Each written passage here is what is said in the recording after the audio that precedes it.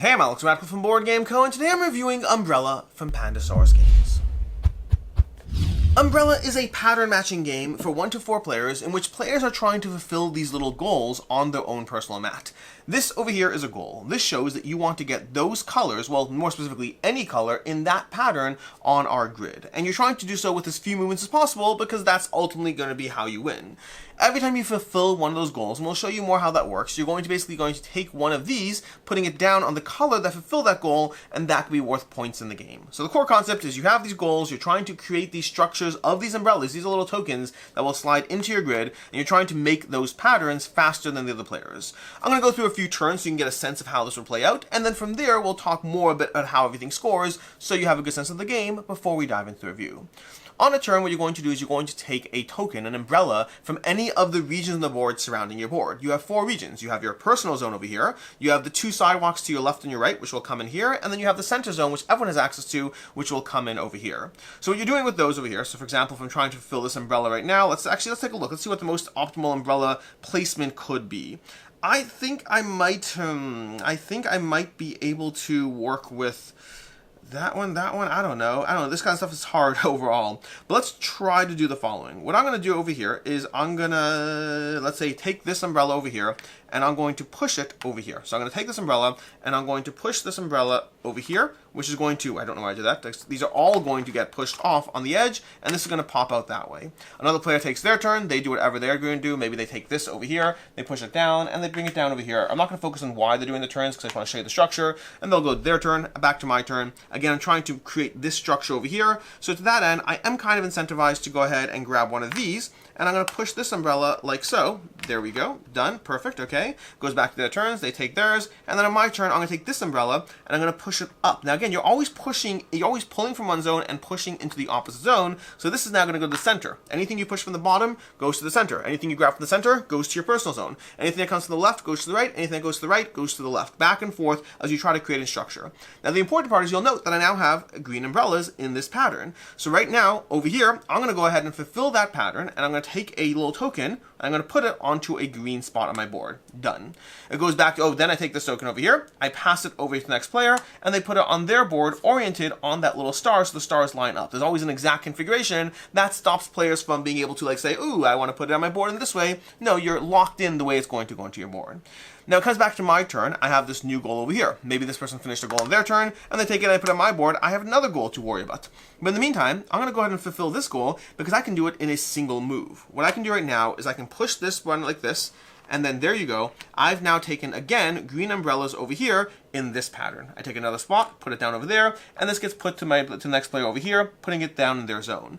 So you can see how, depending on how you start structuring your goals, you might be able to get a few in a row if you properly set yourself up. Because at first, it might take 2, 3, 4, maybe 5 moves to make a goal work, but then once you start planning around multiple goals in your grid, you can start getting a little better at trying to make everything just sync up well to score you as many points as possible in the game.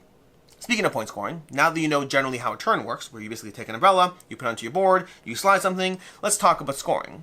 In the game, when you accomplish these goals over here, as we talked already, you're going to pass these to the next player. Now, there's 3 ways the game ends. Way 1 is if a player has gotten 10 pips on their board, if they fulfilled all these 10 pips by completing goals. It's worth noting right now, if I do another green goal, I don't get anything for it. I don't have a green spot to place that. The second way the game ends is if these pips run out. There's a limited number in the supply based on the player count, and once those run out, that's going to trigger the end game. And the third way is if at any point a player has none of these on their grid, which usually means somebody else wasn't being fast enough and you were able to go ahead and clear your goals, at which point game end is triggered. In the game, you're going to get points, 2 points for each black marker you got. You're going to get bonus points for these over here. So if I got a section of those, I would get 5 bonus points. It's worth noting these do get more complicated. There's 4 levels of complexity on these over here. They come out of your grid and they flip to other sides where they can give you different scoring varieties. So there is more complexity to these as you start placing them out. 4 different levels. And then lastly over here in your personal grid, you lose a point for every one that's left in your personal grid. You want to get rid of them, and you get a bonus 2 points if you completely cleared your personal grid. So 2 points per marker, points for the tiers or the groupings you've gotten, and then points for not having things in your personal zone. That's all there is to this game. That's nothing else. There's nothing else going on. There's a solo mode, but past that, this is a game about pattern matching, of trying to build patterns, of trying to plan around what's coming your way, which means it's a good time to dive into the review. starting off with ease of play. Ease of play on this game is incredible. This game plays in like 25, maybe 30 minutes, and the game takes, I think the first time I played, I think the first time I learned this game, I literally grabbed it off a shelf with a bunch of people at the table and just looked through the rulebooks like, I can learn this quickly. I learned it in like 6-7 minutes. I taught it in 3 minutes. It's a very easy game to learn, to teach, and to table. It's very straightforward on what's happening over here.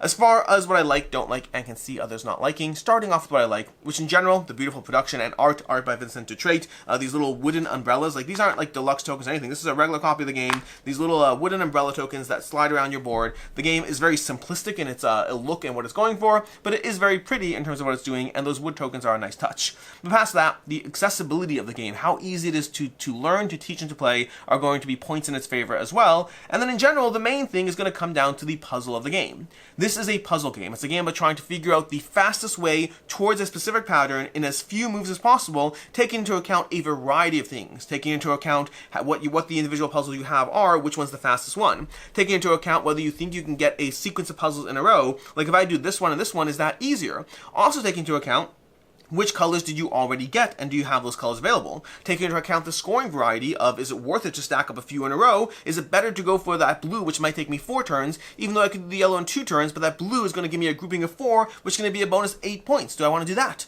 What about clearing my personal zone? So you're trying to take into account the efficiency of your actions, as well as the efficiency of the point scoring, in a game that is incredibly simple on the rules level, but gives you a lot to think about on the strategic level. It is just an easy, accessible, fast-paced puzzle game of finding those patterns and finding them better and faster than other players. As far as what I don't like in the game, first of all, I don't love the variety of the actual scoring goals. Like these over here, even if you go through all 4 levels over here, they don't get drastically different. Like once you're going with a system like this, I feel they could have done a lot more. What they did kind of feels like it's the same basic puzzle every time. Like this isn't the game where I'm like, ooh, I want to play difficulty level 4. I've done difficulty level 4. It's marginally different than difficulty level 1. I wish there was more opportunity for interesting, clever options for things that would fit into your grid and give you more to do. I'll also say in a minor nitpick aspect that the game does have, seemingly at least, the game doesn't really have any first player compensation. You don't get anything first, you don't get anything for going first, and then once you trigger endgame, you don't get anything for trigger endgame, but when you do trigger endgame, every other player gets another turn. So it kind of puts you in a weird place as far as triggering an endgame, because you kind of get penalized. You might just have fewer turns than other players, and it doesn't seem like there's a compensating factor in play around that. So, and keep in mind, sometimes that might be fair if you're like, if you cleared your board completely, or if you're filled your board in some way, if you got rid of these puzzles or filled this, sure, at least you're doing better. But if you just take the last one of these, you may not even be better off than the other players, so that's a small nitpick, not a big deal, but definitely a nitpick. And then lastly, of course, keep in mind, this is a game that is just one thing. This game is doing one thing. It's doing pattern recognition, puzzle optimization. That's all it's really doing. It's very straightforward. It does make it very easy to teach and learn and play, but this is not doing a wide, diverse array of things. Honestly, even things like goals, like having public goals of, oh, the first person to get, 4 reds in a row, that could be a fun little thing to mix up the gameplay and just give you one more thing to manage as opposed to what the game is currently doing. As far as what I can see others not liking, this is a puzzle pattern recognition game. If that's not your jam, there's nothing else here that you're going to enjoy. If the idea of what I showed you here does not seem compelling, I can't imagine this game resonating with you. It's very much about that single thing. And then also I'll say sometimes you need access to your color and you don't have it. When you're trying to complete that pattern over here and you need a yellow pattern and there's just no yellow in the center zone and you want that yellow, like you need a yellow coming in this way, sometimes you do get stuck in those moments and they do feel a little unfair because they're not that frequent enough to balance out. And sometimes you're just like, okay, well, I was working towards a yellow puzzle, you took the last yellow from the middle, and now I'm stuck. I guess I'll pivot and waste the last 2 moves because that's what I was working towards. So it is something you can plan around to a small extent, but sometimes you do just get stuck on those moments and they do feel frustrating when they happen. As far as final thoughts on Umbrella, I really like this game. I think it's very charming, it's very straightforward, it's simple to play, it's easy to play. It very much is a one-trick pony, and that does always have me cautious. Like right now, I know how I feel about this game right now. This game is delightful, it's quick, it's easy, it's got good pattern recognition. For me, it's a 4 out of 5, but it does come with that small caveat of games that are a one-trick pony, games that don't have a lot to mix up the gameplay. I do find sometimes over time those ratings can drop a little bit faster than a game that really mixes up the experience every single time you play. So it's a 4 out of 5. Curious to see how it'll do over time. That's going to be Umbrella over here.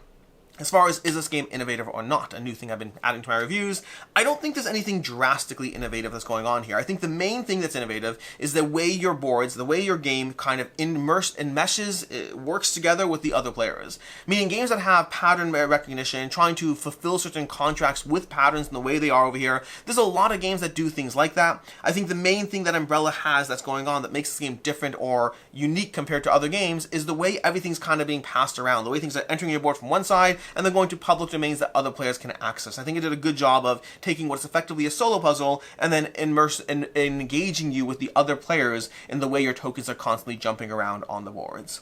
As far as other game recommendations, first of all, there's Azul. If you like games like this, Azul's going to find yourself in that same kind of different game as far as what you're doing, but you are trying to get things down to a board, and you are working with a shared pool, just a very different kind of shared pool. And then similarly, there's going to be Nova Luna. Nova Luna is going to be a game very much about fulfilling these contracts as fast as possible, based on the way you set things up on your personal board. Very, very different game, but that high-level pattern, scoring, puzzly aspect will definitely be at play. In any case, then until next time, I'm Alex Radcliffe from Board Game Co. I hope you enjoyed this video, and as always, I hope you have a good one.